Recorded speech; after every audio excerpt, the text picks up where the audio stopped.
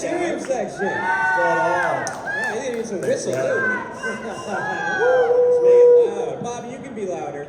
Mr. Bossy. Yeah. What's happening? How are you enjoying the event so far? Amazing. This event is great. I was at TIA last week. Yeah. We do a few factor shows. It's just amazing to see everyone come back out and the collaboration. I think the difference is people are coming to take something away again.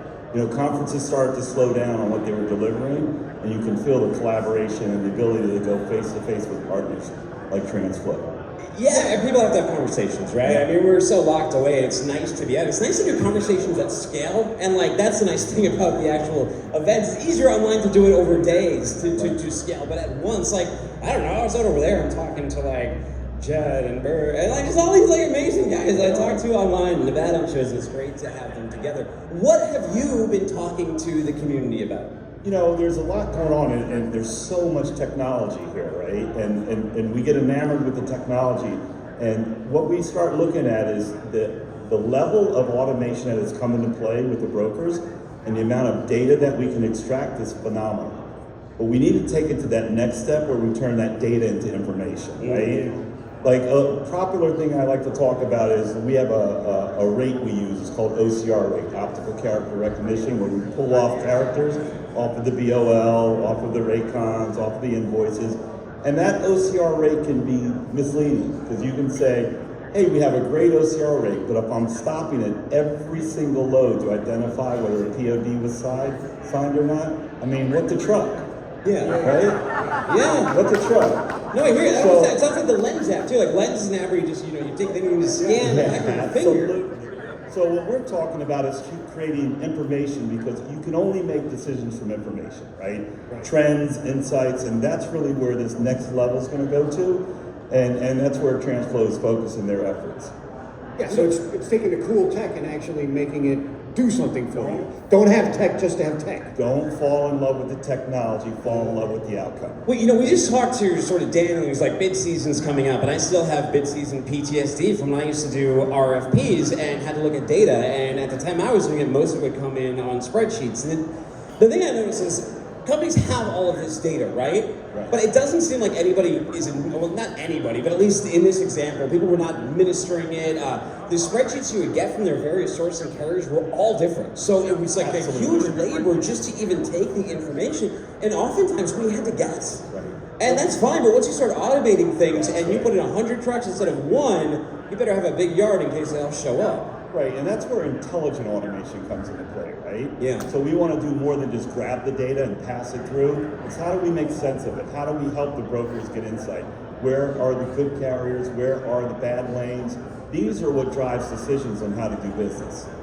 Yeah, absolutely. When you get into the data and the siloed data that is out there, how hard is it to get that integrated, and how should people be looking at their data right now in order to get that extracted? When you look at a company like Transflo, you think about the ecosystem. Yeah. And when you have 65,000 carriers and millions of people using the mobile app, we have the data, right? And so we have this data, and as more and more of the top brokers and all the carriers are on our platform, what it does for us, it allows us to leverage advantages for all the constituents in that field, right?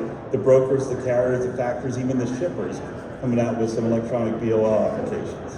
It's putting them together and reducing friction. Now, who needs help the most when it comes to this? Everyone, and that's good. Transflo's here to help with all those constituents, right? So we play in the carrier space, in the broker space, in the factor space.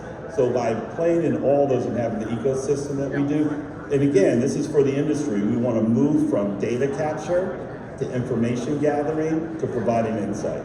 Yeah.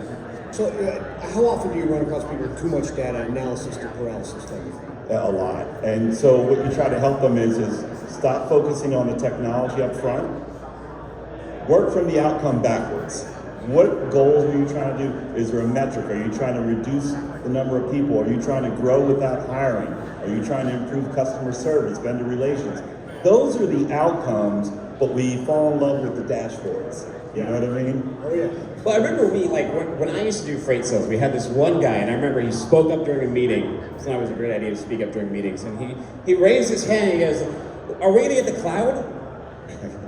And this was during a sales meeting, and like, and it was a great teaching moment because I had a good sales manager at the time, and he's like, "You're a salesperson. What do you need the cloud, or what are you trying to accomplish? Are you trying to get documents remote? Like, what are you trying to do with it? So what you actually need is much more important than what it actually is." Absolutely, you nailed it. And that's where we try to help people understand is by meeting with them, understanding what their pain points are, figuring out what solutions in our stack will fit, as opposed to a hammer looking for a nail. Yeah.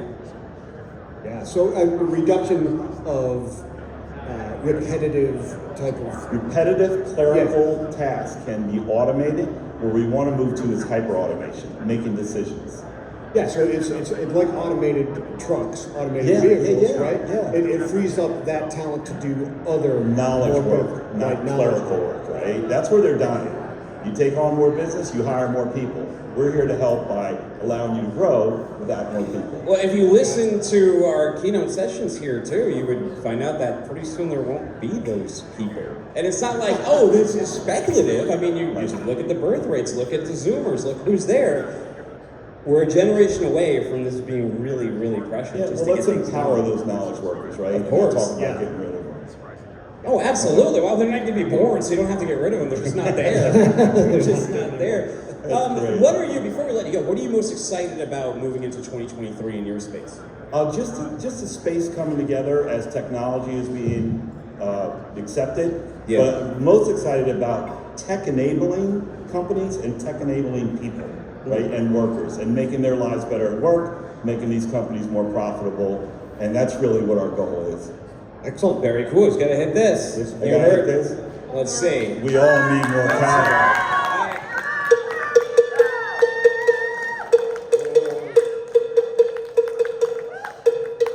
Low rise. He just put dirt on everyone. He not only dug a hole, he threw you in there, he buried you. Nice job, Mario.